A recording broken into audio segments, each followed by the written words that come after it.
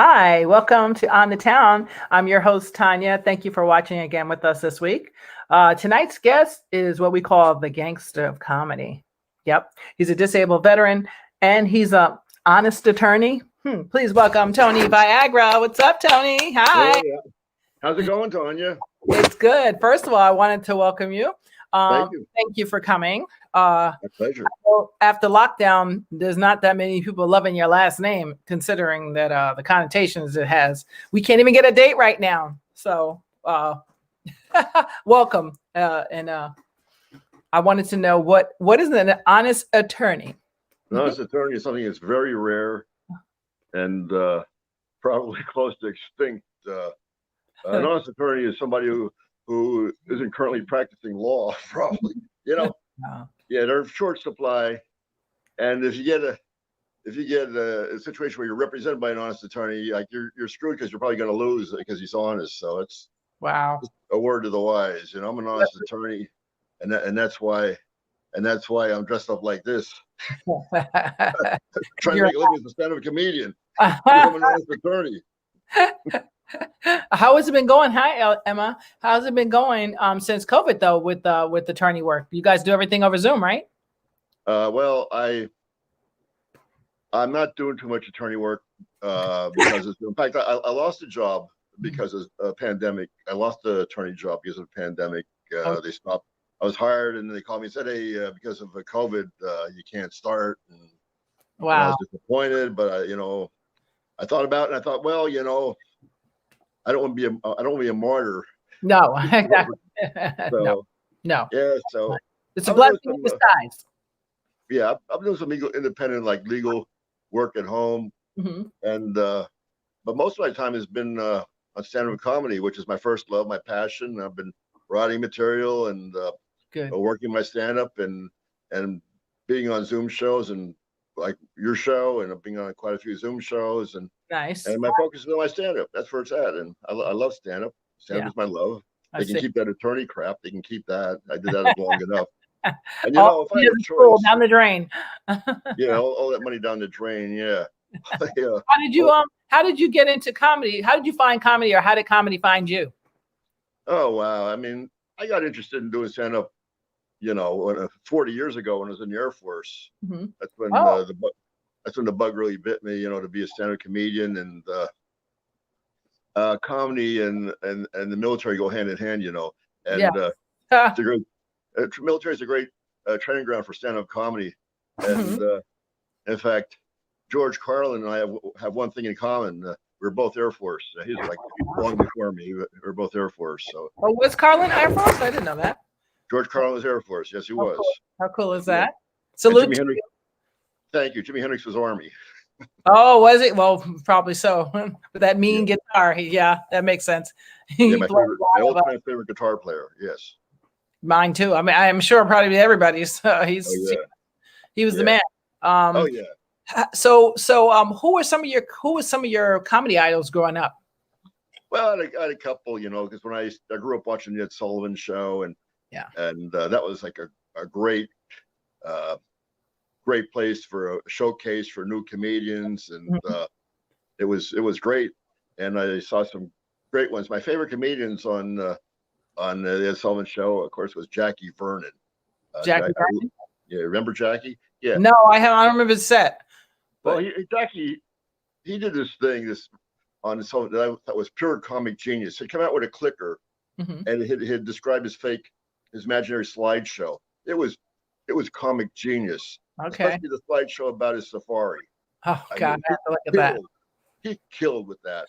Really? That's pure comic genius, and just his style and Jackie Vernon was a very funny guy, and also Stanley Myron Handleman, who was a regular on the Ed Sullivan Show. I really liked Stanley Myron Handleman. My parents hated him. They said, "Oh, I can't stand this son of a bitch." I said, yeah, but he's funny.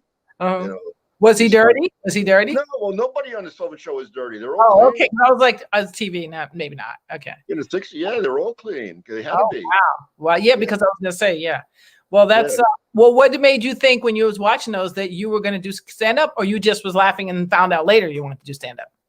I was just laughing at the time, and I thought, when I saw some of these guys, like Stanley Myron Handleman, and anybody out there that remembers Stan, just thought his whole shtick was so funny. You know, he the whole thing was that he was a schmuck. That was his thing. He was a schmuck, and he dressed like a schmuck and acted like a schmuck. And the joke was always on him, you know, and all that. It was really funny stuff. Really funny stuff. Another guy on his Sullivan Show was on a lot was London Lee. Remember London Lee? He was on a lot. Yeah. And he always used to, like the spoiled rich kid, he always had to get permission from his mother to do everything. and you know, early Richard Pryor was fantastic. You know, when he was still on coke, he was great. Oh wow! You know? You said when he was still on. I just caught that. Before he set himself on fire, he was great. And then of course Rodney Dangerfield was a regular on there. Rodney was great in this. Yes, you know? Jackie Mason. I'm sure you heard the Jackie Mason story. You know, Jackie Mason was a regular on the Ed Sullivan Show, and I love Jackie Mason. Yes. Oh man! And did you hear what happened? Funny too. Sheba Mason. She's funny. She's funny. Yeah, but here, you know, Ed Sullivan got pissed off at Jackie and blackballed him from comedy business for years. Do you know that story? Oh, I didn't. Yeah, well, I'll tell it real quick. But apparently, Jackie Mason was on the Ed Sullivan Show, and they're going to cut away to CBS News for some kind of special report. And Ed was standing off on the side, making all these motions. You know how Ed Sullivan was. He looked like a corpse, you know, and he's making all these motions. And Jackie didn't know what he was doing. So Jackie made some motions back to him. Ed thought he gave him the finger, but he didn't. That's what Ed thought. And Ed was so powerful in the entertainment industry that he blackballed Jackie. And Jackie my God. And Jackie was like, went off the radar for years. I mean, the only place he used to be was like up at the Concord, you know, the Borscht Belt. But other than that, he just went off the face of the earth. And That's horrible.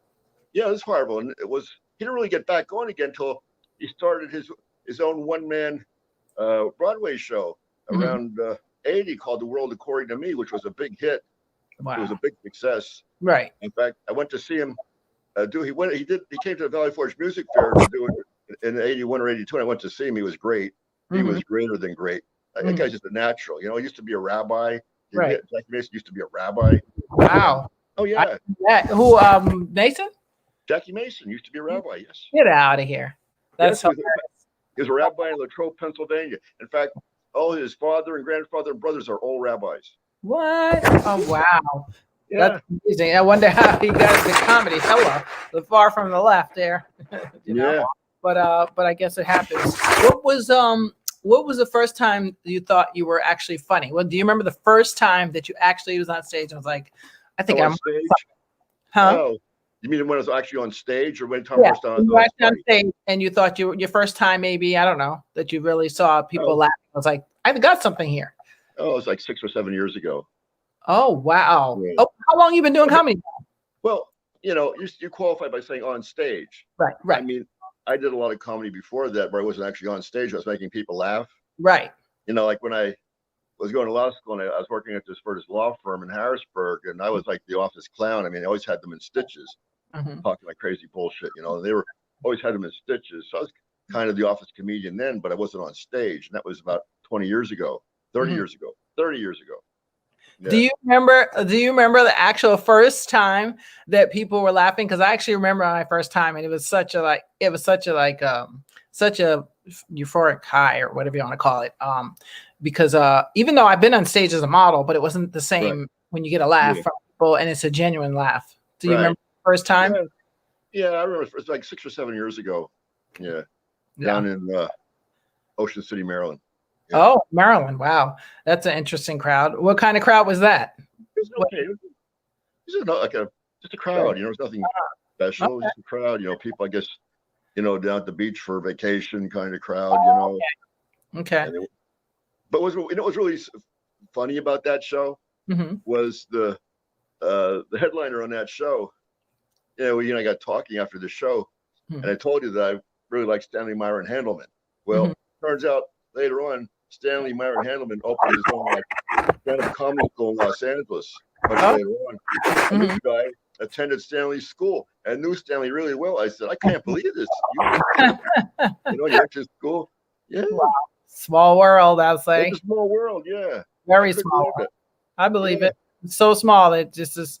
I met a guy in a club once in Paris No, I met him in New York and in Paris when I was tail end when I worked for Studio 54 for Steve Rubel when he had opened up Palladium, and this guy I met in the dark. Well, no, we were at the club 4D. Sorry, I was working there, but we were at the club 4D. I think it was 4D just opened in New York City, and I met this guy in the dark. French. I thought he was a French guy. I don't know. And just for 5 seconds, hey, this is my brother. This is Rudy's brother. I think his brother owned the tunnel or something like that. I don't know. And so I was like, oh, hi, whatever. And then I fast forward years later, I went to Paris. And I took, did I take my girls then? No, I was by myself. That was before my girls went. I was in Paris and I was getting a caricature done. The cartoon picture they make of you? Yeah. I was over by the CN, somewhere they have like the artist little area. Yeah. And this guy said, oh, I'll do it, mademoiselle. So I said, okay. So he said, oh, no, tu parles English. He doesn't speak English, whatever. So I was like, you look really familiar. He's like, no, je ne sais pas, je ne sais pas. And I was like, no, I know your face. I never forget a face. And he had long hair, which is really made him stand out. And so I said, no, I know where he was doing the character. So I stopped him. I was like, I know where I know you from.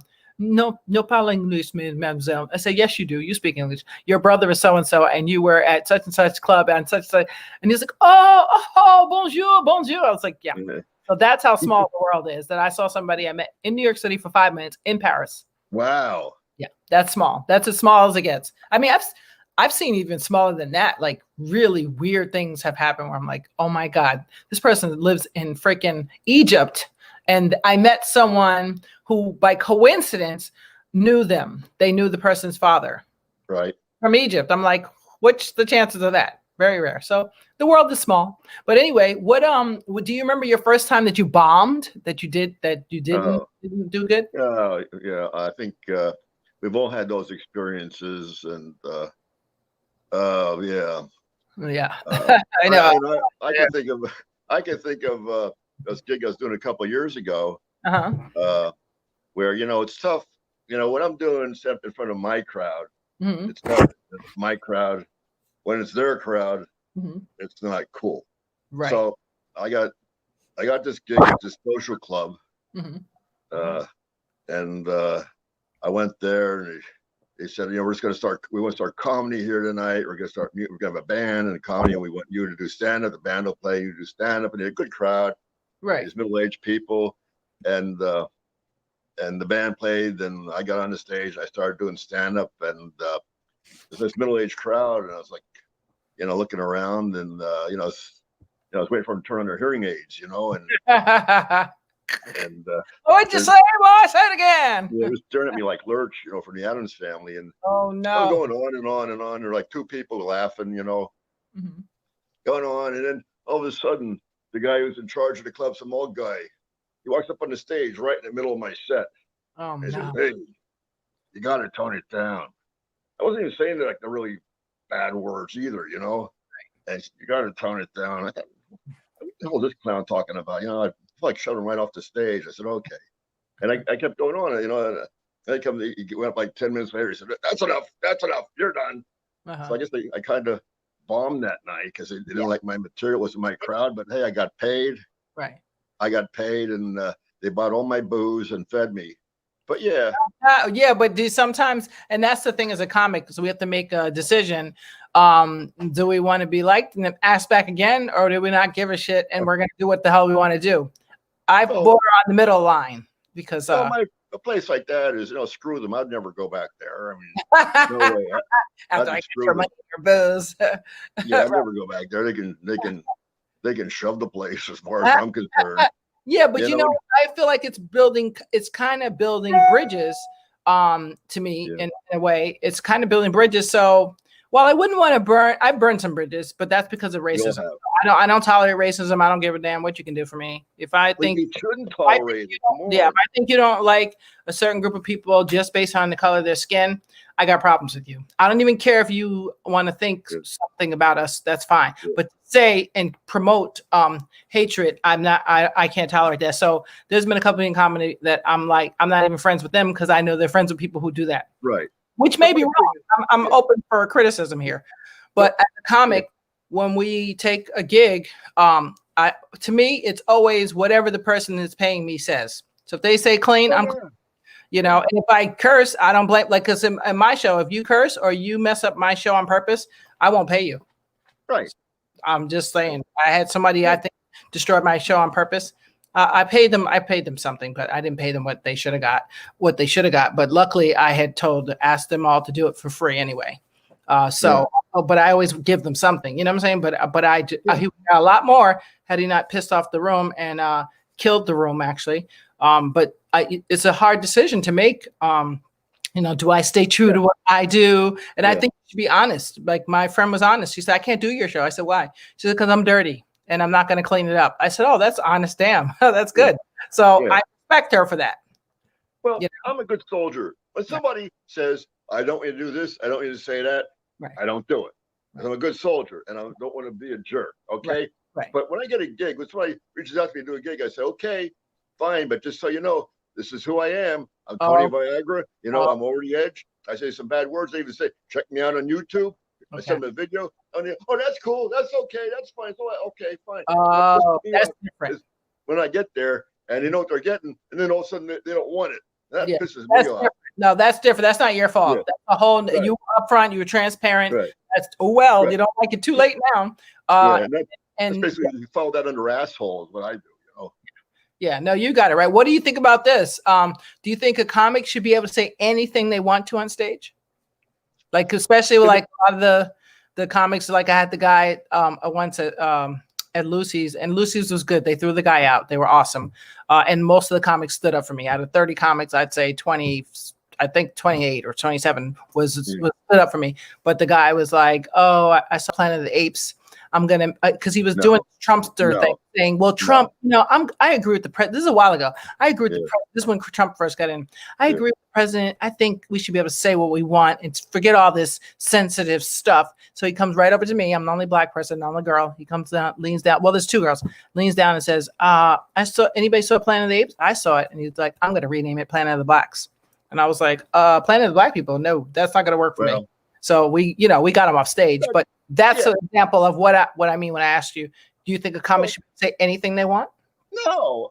I mean, there's a general wide spectrum of freedom for comedians on stage, but it's not unlimited. And what that article said to you was, what he did was a crime.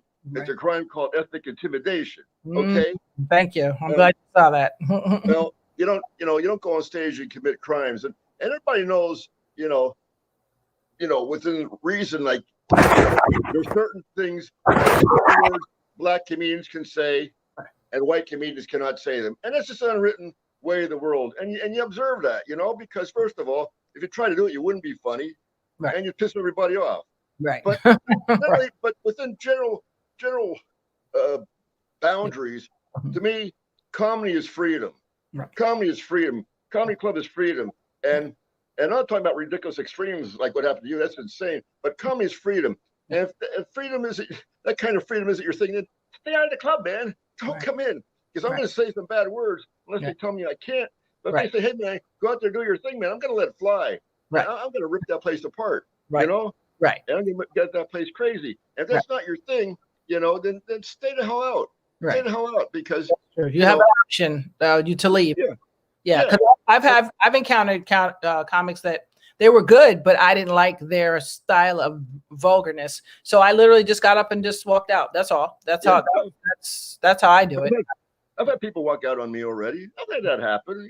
People walk out and in fact, the last live gig I did, which was 8 months ago, March 7th in Bethlehem, Pennsylvania, was my last live show. It's a fun show too. I was a headliner, which is insane. Wow. And I had fun, but I started, and there were no rules, because they knew what they were getting with Tony, and that's what they wanted. They wanted Tony to go out there and do his thing. I went out there and did my thing. Right. And halfway through my set, 2 women got up and started walking out. And I know they weren't going to the bathroom because the bathroom was this way and they were going that way. Right. So, but opportunities like this come along. Opportunities like that come along. It's called like turning lemons into lemonade. So when they started walking out, I mean, they gave me an opportunity. to showcase my vocal skills. Is what it said. And so here's what happened. What do you do, Tony? Oh my God! I said, there she goes, Miss America, walking out of here. Oh, no, you did that. Tony, you're hilarious. Oh my! You got the music with the comedy. You got a bonus. You got a bonus. Oh my God! Wait, so you opened for somebody like Doug Stanhope and yes, I did. Janice Miss I can't say her name. Missy T. That's that right? Janice City from New York City. Okay. And Bob Levy. Reverend Bob Levy. Bob Levy. Really Reverend? He used to be on the Howard Stern. No, he's not.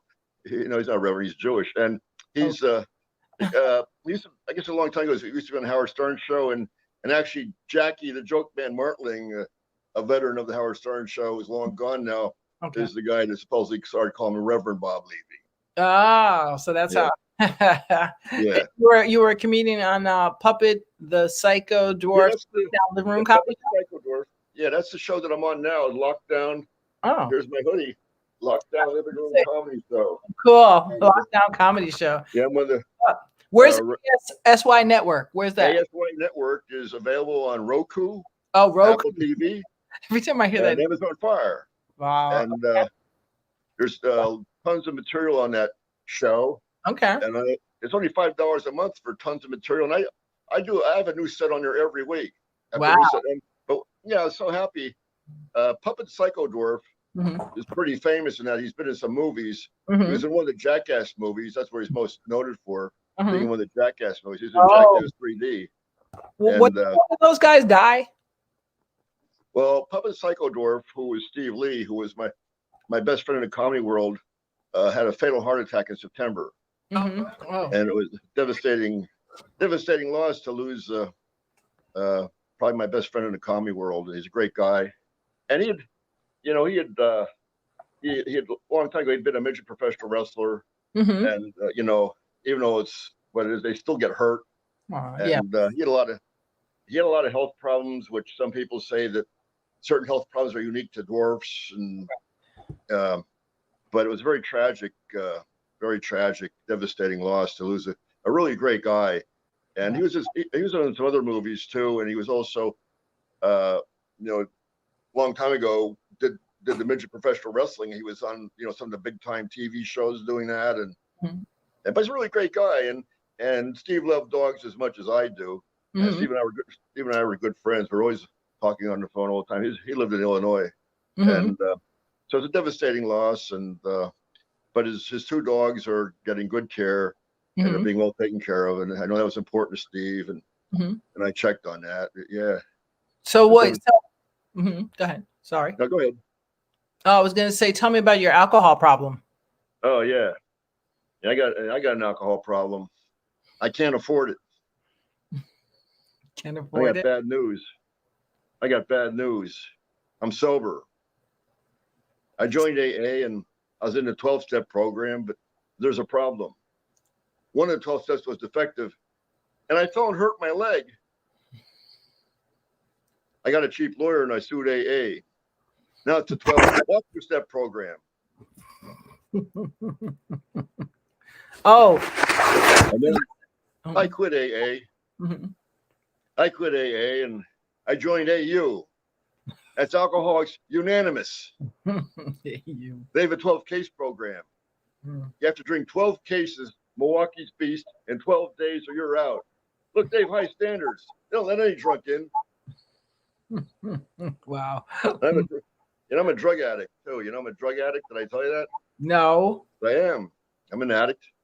I shoot up castor oil. I don't get high, but my bowels are great. Okay. Somebody asked, do you know Andy Melanakis, the comedian, the young kid? No, I do not. Oh, okay. No, T, he doesn't know him. Hi to our viewers out there. I'm just gonna say hi to our viewers. Hi, Emma and T, Anthony. I see you guys out there. Thank you very much for watching. We appreciate it. let's do like on Romper Room, get out the magic mirror, like Miss Judy used to do on Romper Room. Get out the magic mirror and look out, see all the kids at home watching on TV. Is that what she used to do? That's what I used to do. That every Thursday, I'd say hi to everybody, but then it became too many people to say hi to, and I was like, oh man, I'm interrupting the show. So that's why now I just try to get a couple. It's light right now, so I can do that. But you were in the military, and did you do comedy? You said in there in the military? Yeah, I started doing it, among my mates or people in my flight, and my friends in my flight, my co-flight members. Yeah, I was always keeping them laughing and being the funny man. And that's awesome. That's all.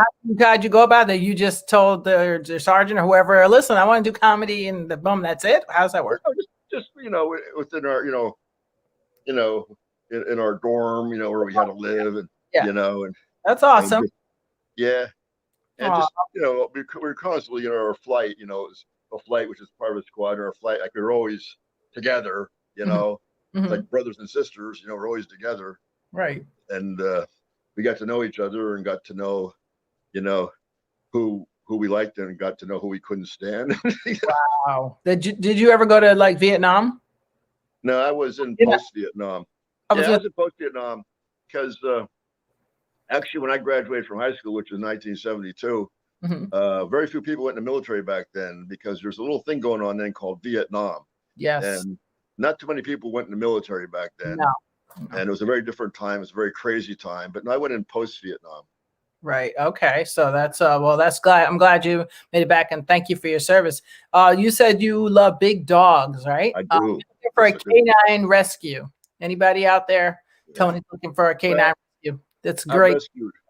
I've rescued several I've rescued some golden retrievers. I've rescued some English setters over the last 22 years, and I've had some great English setters. In fact, my last English setter rescue, Buddy, my best friend, passed away from lung cancer, and it was devastating loss. And I've been out looking for a new rescue, and I think I found another English setter, 3-year-old English setter, and he's in Central Ohio. I think he's going to be coming to my house. I hope it's before Christmas. But yeah, I sure miss Buddy, and I love dogs. I love big dogs, and that's awesome. No one on this planet loves dogs more than I do. They might love dogs as much as I do, but not more than I do. Right. No, I love my dog, and I love dogs. And I'm glad I got my dog because it made me love dogs even more.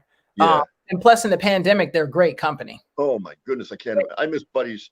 Oh, you don't know how devastating, how tough it is to be here alone, without Buddy's not here. Nobody's here, just me. Yeah. And it really screws up my mind. It really does. Well, that's why you got comedy. I thank God for stand-up comedy. That's right. Funny friends that make you call them up and we'll be like, what, do you want to hear a joke, Tony? I got something for you. It's 1 a.m. You want to hear my joke? Go to sleep, damn it. No. It's I have a couple comedian friends, including you, and we talk on the phone and a few, and we make each other laugh a lot. And you have to. We do.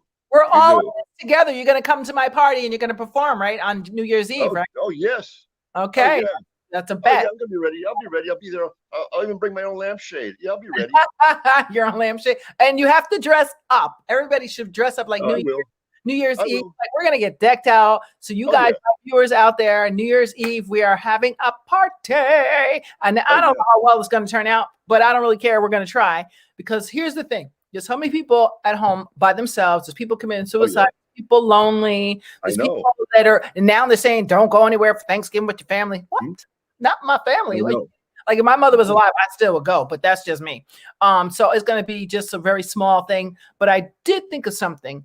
I am gonna Zoom for Thanksgiving. So you guys that are out there that don't have family, who's your best BFF? Who's your pal? Who's your homegirl? Whatever. You guys get that Zoom ready, and what we're doing with my daughters, we're gonna cook the same thing and like compete from far away. So we're like, she doesn't do meat, so I have to do my friggin' vegetarian dish to see if I can out vegetarian her. So I'm a vegetarian. Yeah. So that's right. You are. Yeah. So the point is, T's ready. T, you got to get that Zoom ready, girl, because you're gonna be up in there too. Because it'll be me, Eric. You know how we do. You know, like we did the birthday thing. That's kind of how we're gonna do it. But we're gonna be sitting there eating together via Zoom, which is awkward. But guess what? It's better than zero. I'll be there. So Tony, you're coming for my New Year's. I'll be there for Thanksgiving too. Yeah, huh? I'll be there on Thanksgiving too. Oh, Thanksgiving, you'll Zoom in with us? Oh yeah. Okay, Definitely. you can zoom in with us. That's fine. And then who else? Because it'll be fun. You know, like you got to make it. We got to make the best out of this, guys, that we can. That's how I see it. Definitely. And especially New Year's. I do not want anybody going into New Year feeling alone, desperate, scared. Right. Like me. It's really anybody. Everybody's feeling like that. I mean, I'm lucky. I got my daughter here and my dog. But I would be pulling out my hair if I didn't have them two here. I'd be like, oh my God, what am I gonna do? It's like, I don't have any hair to pull out. That's the problem. Listen, I'm balding too at this point. I'm like, when is it gonna grow back? But it's all good. So make sure you guys, our time is winding up already, Tony. But I want you to I can't wait to see you. Tony will be performing on New Year's Eve party along with Raza. Along with oh gosh, I got like 10 comics. I don't even know. I can't say everybody's name right now. I got G Mama performing. What's his name? I got all my comics, but I'm gonna make a flyer soon. You guys will see the flyer. Make sure you come to the party. It is free. The party's free, y'all. Free. Okay, that's a good price. Free. Yes. So when you come, all you got to do is put your little reservation when I put the thing up and invite you. Say you're coming or you're not coming or not sure or whatever. So I have an idea because I don't want over 100 people because my Zoom can't take that many people. Okay. You don't want to break the Zoom. Okay. Like Kim Kardashian broke the internet. You ain't trying to break the Zoom. Okay. And my friends will be funny from 8 to 9:45. And then after that will be live music from the lovely Tatiana. And I'm trying to get a couple other artists. So we'll see if we get them. But you'll have some live music and a DJ. Tanya on the 1s and 2s will be in the building. Okay. So hopefully it'll work out. You guys come. We're going to have fun. New Year's Eve. All right. And Tony, thank you so much for being my guest. I really appreciate you guys. And all my people out there has been watching. Emma, Anthony, T, and Yvonne. I hope you're doing well. All you guys out there, I hope you guys have a good Thanksgiving. I'll see some of you actually for Thanksgiving tea, right? And Anthony probably. It's for you, y'all probably see. But and Tony. So I'm glad you guys are well. And thank you very much for watching us again. Tony, I'm going to check you out and I will see you soon. I'm going to tag you in this video, okay? Thanks, Tanya. Oh, thank you. It's great having you. I'll see you. Well, I'll see you for Thanksgiving, then I'll see you for New Year's. And you guys check out my show. I'm going to be in a show the first Sunday of December with international comedians. And every Saturday, I am now a member of 5 Black Comics, 5 BC it's called. They air on Saturdays. You can go through their page, 5BC, or sometimes through our friend Carl Yard's page or my page. It'll be up. And we'll be streaming live on Saturday. We're talking about insurance. What's the relevance of it and some other things. We have other topics going on, but check us out Saturday.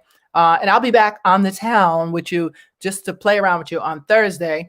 So for now, I'm going to say goodbye. Bye, guys. Don't forget to tip your local comedian when you see them performing at shows, especially when they're free. Bye, Tony.